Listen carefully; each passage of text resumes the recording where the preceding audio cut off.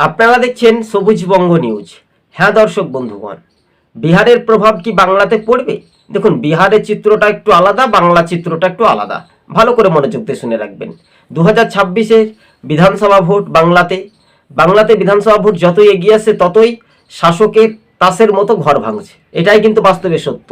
294টি বিধানসভা আসন, মেজরিটি বা ম্যাজিক ফিগার খুবই সংক্ষেপে বলছি 148টি পেতে হবে।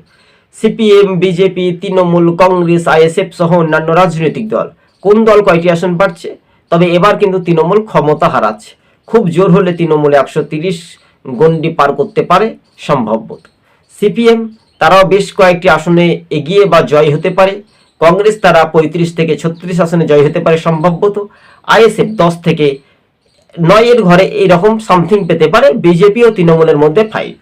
এনআরসি সিএ যেমন ভয় দেখিয়ে তৃণমূল জয় পেয়েছিল, এবার এসআইআর ভোট নিয়ে কিন্তু তৃণমূল একটা বাজিমাত করবে। এটা একটা স্বাভাবিক বা প্রতিফলন, এটাই বলছে রাজনৈতিক মহল। ধন্যবাদ। আমাদের চ্যানেলটি ভালো লাগলে শেয়ার করে পাশে থাকবেন। আজকে